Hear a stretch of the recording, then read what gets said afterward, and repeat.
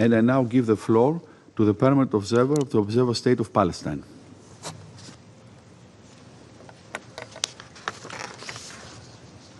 Mr. President, I thank you for convening this meeting and thank UN Special Coordinator Sigrid Kaag for her important briefing and her efforts. I also express our deep appreciation to Dr. Ferouz Sidwa for his compelling briefing, for his service to save wounded Palestinians, especially children in Gaza, and for his appeals for an end to this brutal war on our people. Let me also reiterate our support and gratitude to the Secretary General, Mr. Guterres, to Tom Fletcher, to Mr. Lazzarini, and many others, including the heroic staff of the UN in defending, serving, and saving lives at the expense of theirs. Mr. President, there is cruelty in the bombardments, cruelty in the wanton destruction, cruelty in the blockade, and even cruelty in the distribution of very limited aid. We will be asked, how can you complain about food finally being delivered after having complained about starvation and famine? Isn't it any aid better than no aid at all? Who said these should be our choices? The doomed fate of our people.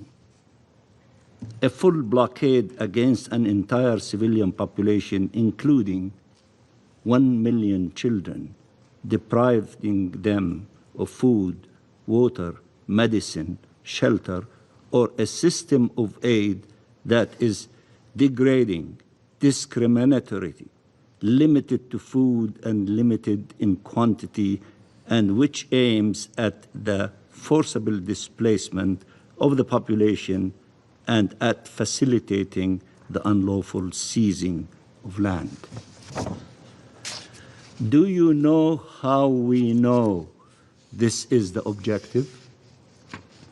Israeli officials are openly telling the world that this is their intention. Statement after statement, threat after threat. After seeing starvation used as a weapon of war, now we see aid being used as a weapon of war. Should we remain silent because the alternative is worse? Or should we stand up for the humanity of Palestinians, of all civilians in any situation of armed conflict?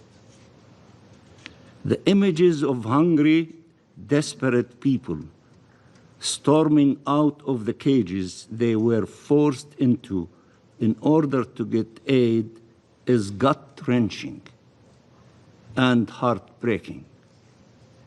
These are people, human beings, deprived of water, food, medicine for so long and hanging to life by a thread. This is outraging the Palestinian people, all of them, including me. It is outrageous to see this situation and still you are not acting.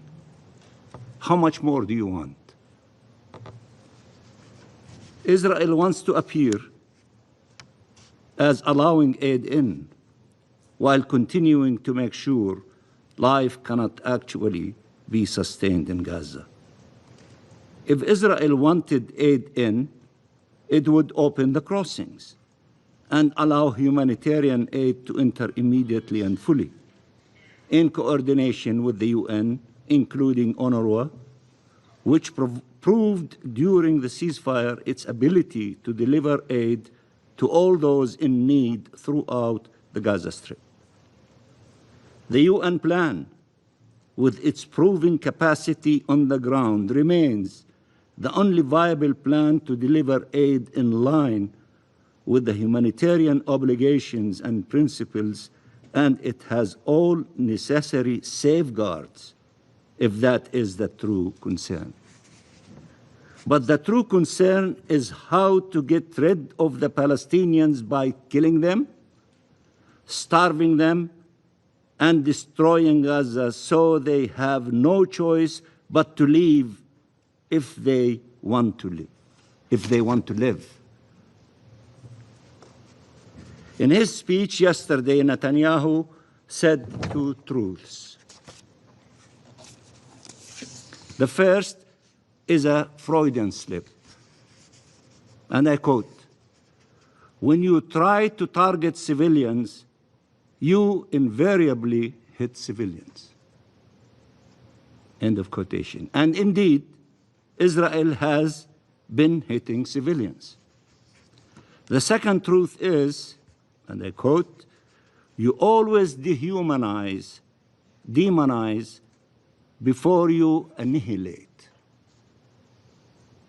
Let me repeat it. You always demonize before you annihilate.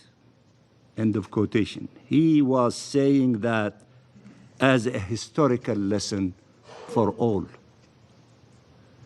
What did he say about Gaza? And I quote, "This is the war of good against evil, the beginning of a determined war that is being waged on the battlefield.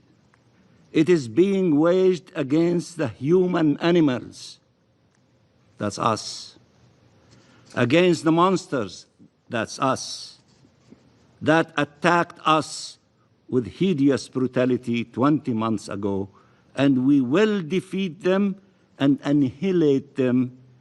They will not remain. They will not remain." End of quotation. He repeated yesterday, and I quote, "This is a war of civilization against barbarism." End of quotation. We have to ask, is it civilized to bomb indiscriminately, to commit daily massacres, to kill entire families, to destroy all the requirements of life and survival for over 2 million people, including 1 million children? Is it civilized to blockade and to starve a people? If this is civilized, what is barbarism then? Is it civilized to bomb schools, serving as shelters for displaced civilians? When you see the images of 6-year-old Ward al-Sheikh Khalil, the first question should be, how did she find herself amidst the flames, which my brother Ammar showed you the picture? It is because of an Israeli strike on a school turned into a shelter. 36 people were killed in that strike, mostly women and children.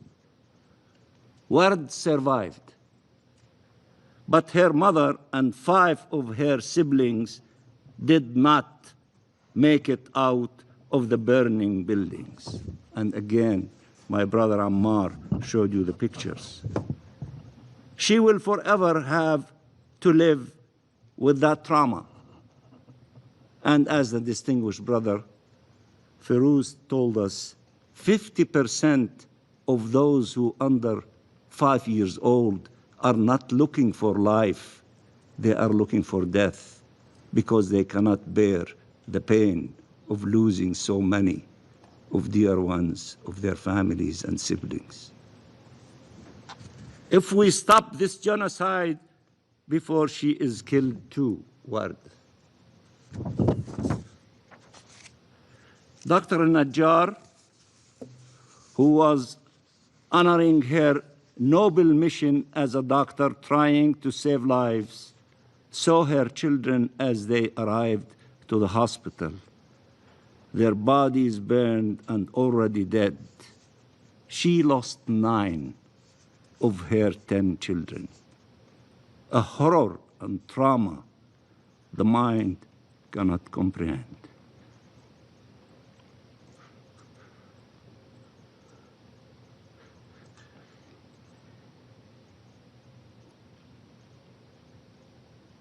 The heart cannot withstand.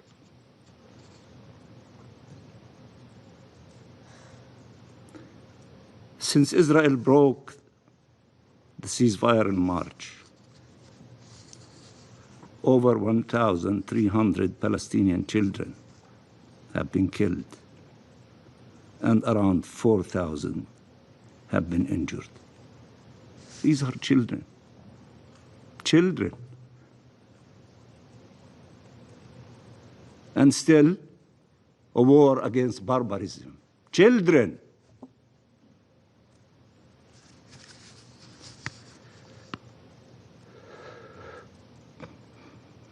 Dozens of children are dying of starvation. The images of mothers embracing their motionless bodies, caressing their hair, talking to them, apologizing to them. This is unbearable. How could anyone tolerate this horror?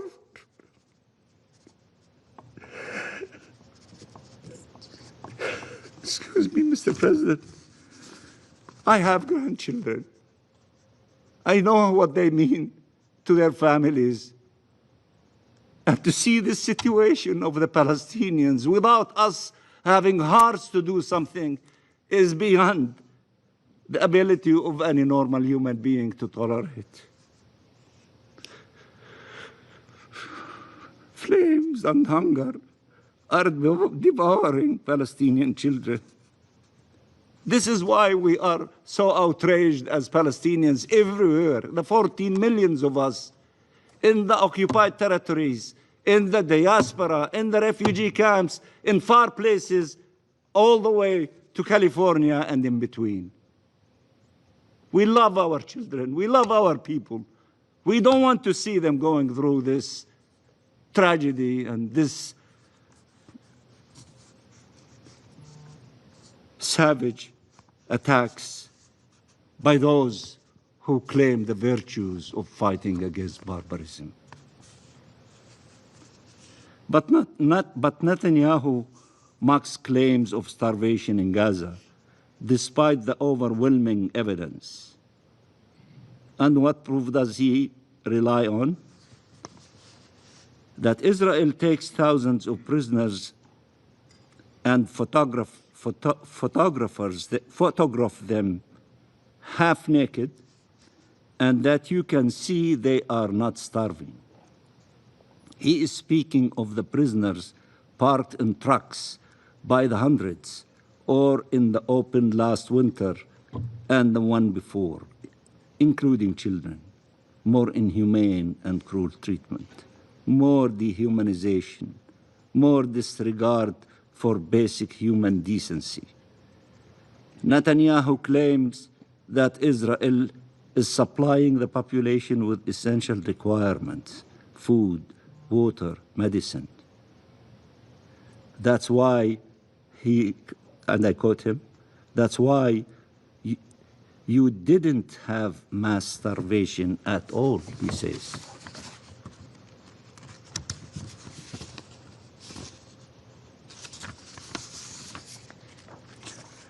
This is the same Netanyahu that decided to impose the total blockade that the people in Gaza endured over the last 10 weeks, deliberately denying them water, food, medicine, and shelter. This is the same Netanyahu who congratulated Smotrich, who, after the decision of allowing some aid end declared, and I quote, Now we conquer, cleanse and stay until Hamas is destroyed. Along the way, what remains of the Gaza Strip is also being wiped out, simply because everything there has become one big terror city. End of quotation.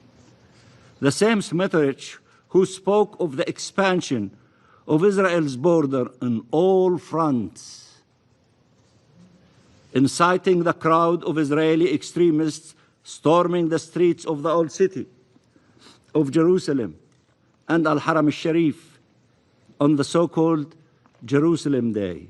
Smotrich shouted, "Are we afraid of the world occupation," meaning thinking of the situation there? He shouts, "Are we afraid of the world?" The crowd answered, "No, we are not afraid." Are we settling the land of Israel? Are we liberating Gaza? The crowd cheered. Netanyahu said the objective of this destruction,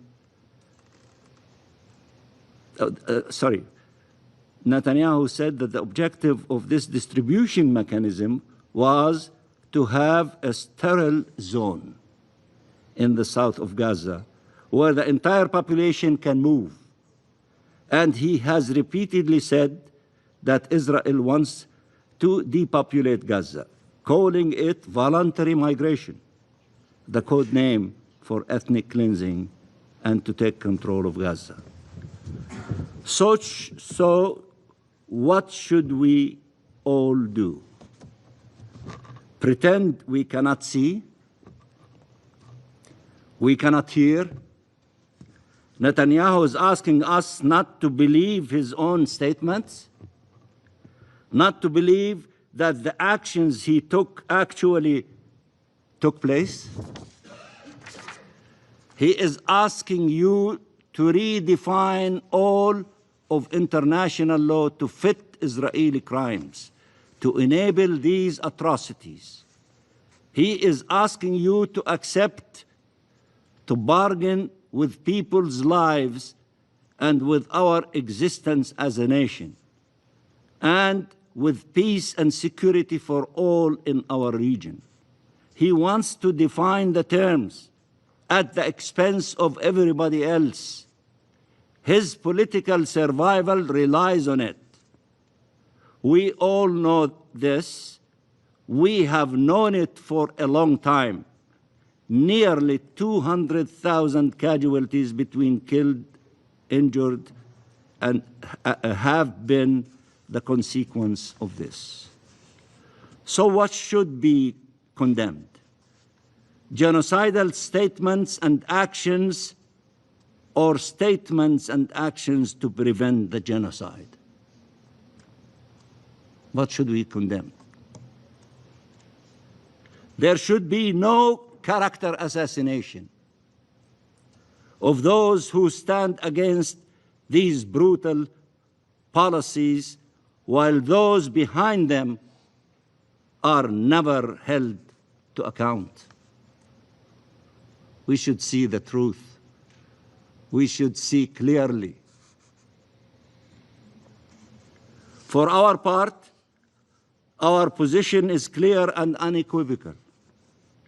Nothing can justify attacking civilians, whether Palestinians or Israelis. Double standards no more. We are human beings. We are proud Palestinians. We sit around this table.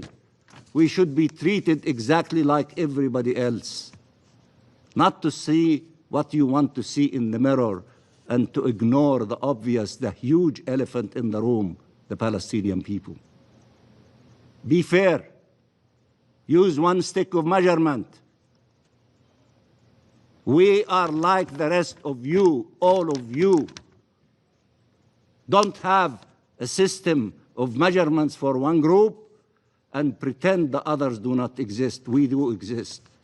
And although I love Mansour, the Palestinian artist, who my sister, Sigrid referred to him, we will never wither away, we will not go as Palestine. Although he said in that famous artwork that he see that Palestine is withering away. But he probably was referring to settlements and other issues. But I can assure you, we are rooted in Palestine more than the olive trees, the Roman ones, rooted in Palestine. We will never go away. We will not wither away. We are staying in our homeland, and we will attain our inalienable rights, hopefully sooner than later. Okay. For our part, our position is clear and unequivocal. Nothing can justify attacking civilians, whether Palestinians or Israelis. We reject dehumanization and double standards. Palestinian lives are not less important, less sacred, less worthy of protection. Mr. President, President Trump, together with Egypt and Qatar, is making every effort towards a permanent ceasefire that could end the killing, release hostages and prisoners, begin to end the horrific humanitarian situation, lead to the withdrawal of Israeli forces. The Palestinian Authority is ready to fully assume its responsibilities in the Gaza Strip, both in terms of governance and security, with international support and presence. President Trump said he wants to see peace prevail in the region. That is the Trump plan, not the distorted version promoted by Netanyahu to pursue the war. It is time for all states to do what is necessary to end this genocide, break this siege, end this illegal occupation, achieve the independence of the state of Palestine and the two-state solution and peace. That will be for the benefit of all states and all peoples, Palestinians and Israelis and the entire region. If the Security Council does not act, there is nothing that prevents you from acting in your national capacity. Act in your national capacity. Do something. Stop this crime from continuing against the Palestinian people, this genocide. Let's not try to shift the blames of those who are not acting. Show us your true character, your commitment to international law, your commitment to justice. You can act. And by acting in your national capacity also, you might inspire the Security Council to act in its collective, powerful capacity. This is not a so-called reward or gift. This is the right of the Palestinian people to life, to live as a free people, to live in peace, security, and with human dignity in their homeland, side by side, in peace and security with Israel. These decisions can no longer be deferred. States must act within these halls at the national level, collectively, and at the upcoming international conference in June. They need to show that their resolve far outweighs the will and sinister plans of the enemies of peace. Free Palestine, as hundreds of millions of people are screaming in the streets in every corner of the globe. Free our region from occupation and wars. It has all gone on for far too long. The human toll and suffering are more unbearable than ever. There must be an immediate ceasefire. There must be unimpeded humanitarian aid and protection for our people. Hostages and detainees must be released. The forced displacement of the Palestinian people and annexation of Palestinian land must be stopped. Save Gaza, save Palestine, save the two-state solution, save peace. Thank you, Mr. President.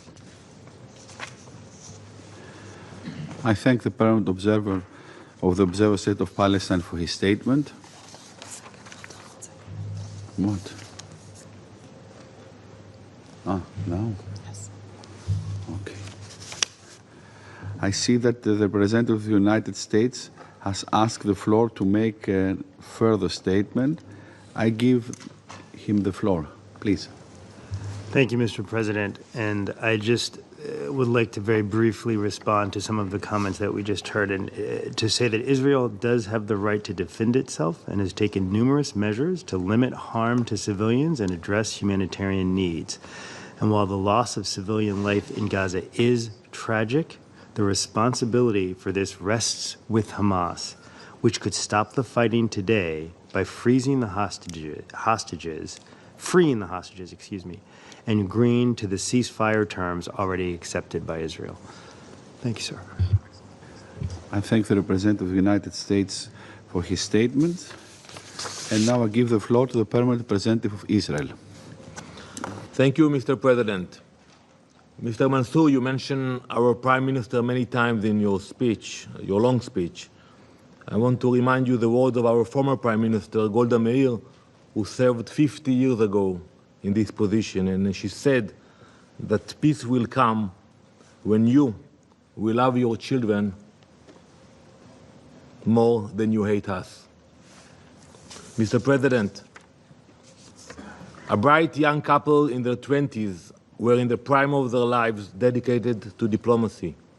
Yaron Lishinsky and Sarah Lynn Milgram were stars in Israel's foreign service, working in the diplomatic team at the Israeli embassy in Washington, D.C. They were deeply in love. Yaron was planning to propose to Sarah this week in Jerusalem, but they never made it to Jerusalem. A week ago, last Wednesday night, as they were leaving an event for young diplomats hosted by the Capital Jewish Museum, they were shot dead, murdered by a terrorist screaming, "Free Palestine! Free Palestine." This was a targeted anti-Semitic assassination of two Israeli diplomats on American soil. This was anti-Semitic terrorism of the most horrific order. It was an act of pure evil. The animal who pulled the trigger was just the final link in a chain of incitement that stretches across social media, across university campuses, across valleys, and yes, across the floor of this very council. The blood of Yaron and Sarah is not only on the shooter's hands, it is on every official, every influencer, every academic, every anti-Semite, every so-called expert who has spent the last 19 months portraying Israel as a genocidal regime and terrorists as freedom fighters. But we cannot talk about such recklessness without talking about Mr. Tom Fletcher, who sat here a few weeks ago. Mr. Fletcher has assumed the role of moral preacher. His speeches and statements drip with pomposity and self-righteousness, but not a shred of responsibility. Just a few weeks ago, in this chamber, he accused Israel of genocide. I have demanded the retract of this baseless and vile accusation, but he has not so far.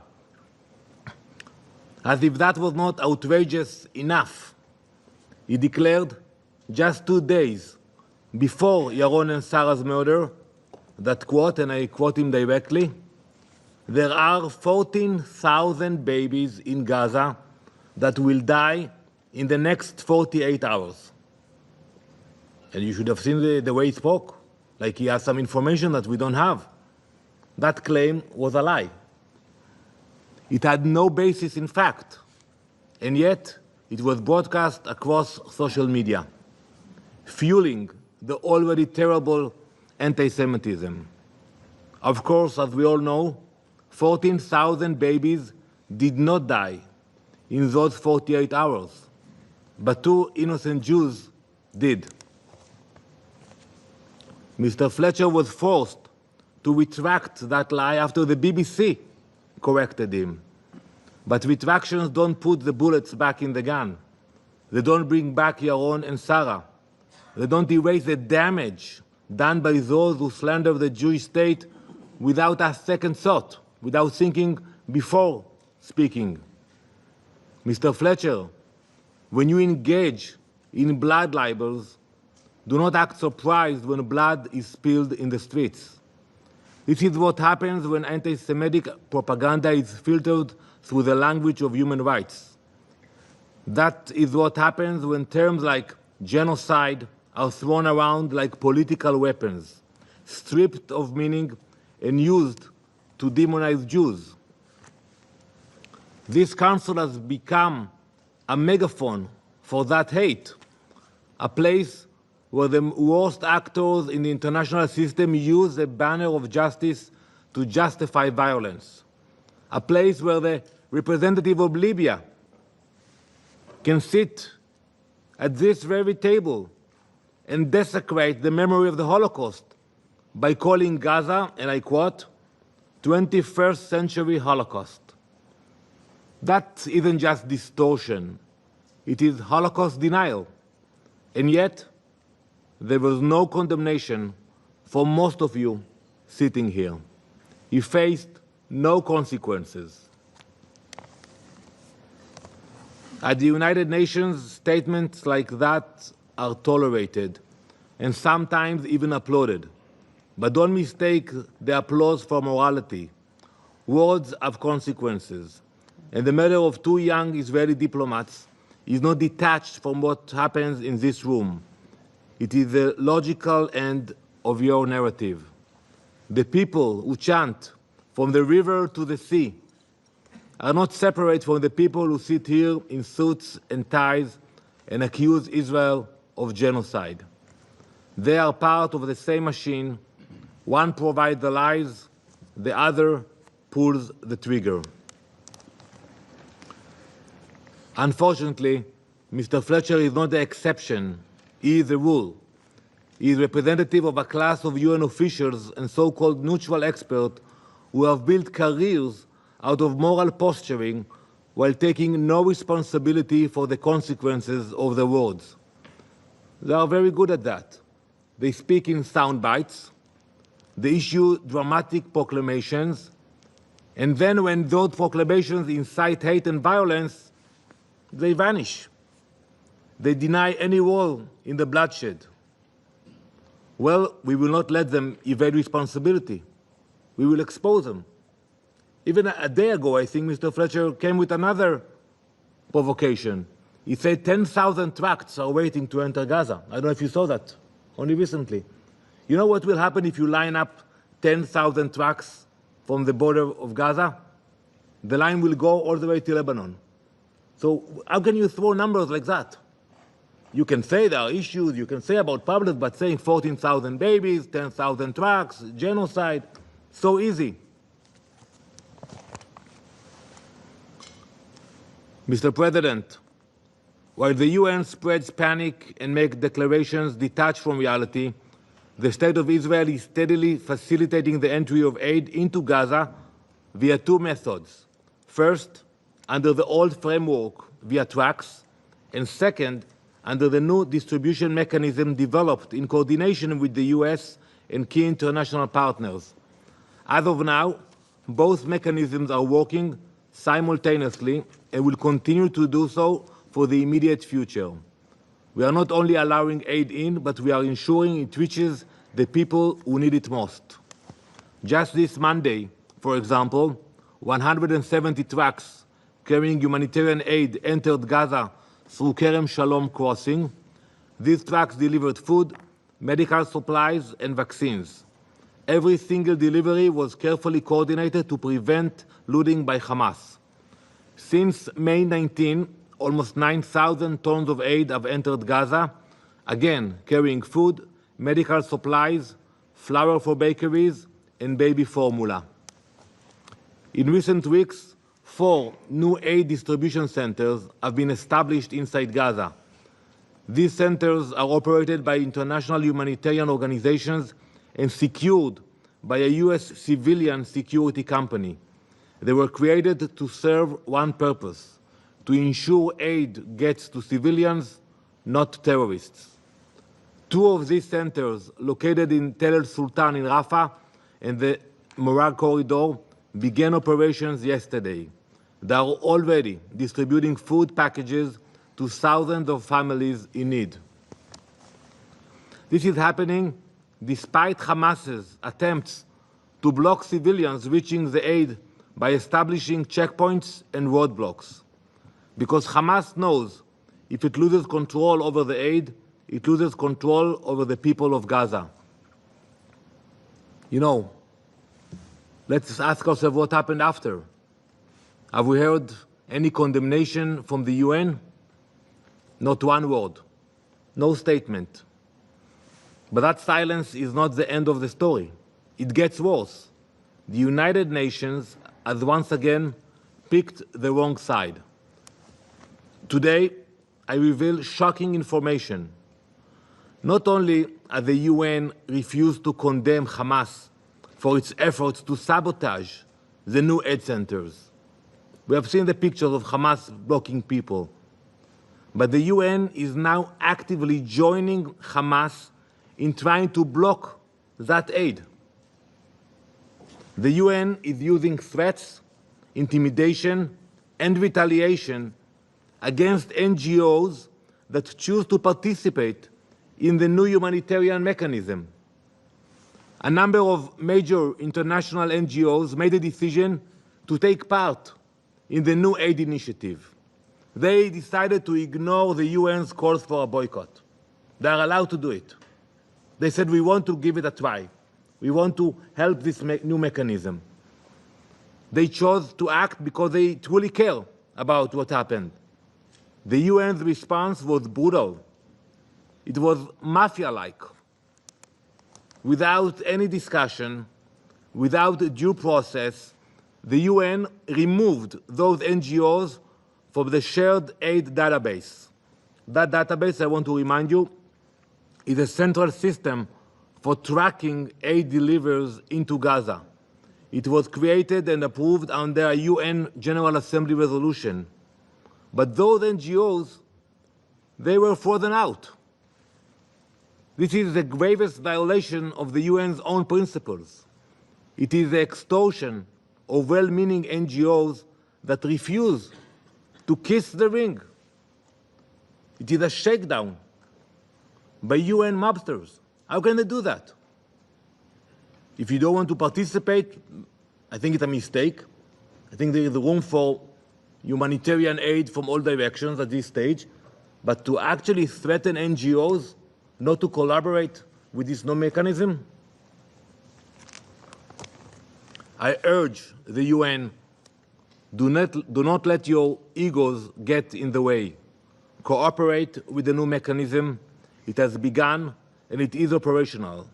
Shift your focus from dramatic press statements and intimidating NGOs to the work you are supposed to be doing.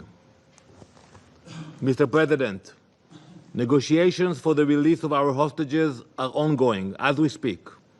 We accepted the last offer on the table, but Hamas said no. It is Hamas that has refused every credible offer. It is Hamas that continues to use human beings, our hostages, who they have cruelly held for 600 days now, as currency. But the international pressure remains fixed on Israel, not the terrorists. That pressure only plays into Hamas's hands. It strengthens the terrorists. It prolongs the war. With this pressure, you are not advancing peace, you are advancing Hamas. Still, the simple fact remains that there can be no progress until all our hostages are released. Everyone. No statement, no resolution, no futile conference at the UN will change this. We are committed to bringing them home, through negotiations if possible, through military pressure if necessary. But we will not leave them behind. We will not apologize for defending our people from those who will destroy us. No matter how many lies are told, no matter how many blood libels are spread, we will continue to fight for the lives of our citizens and for the future of our people. Thank you, Mr. President.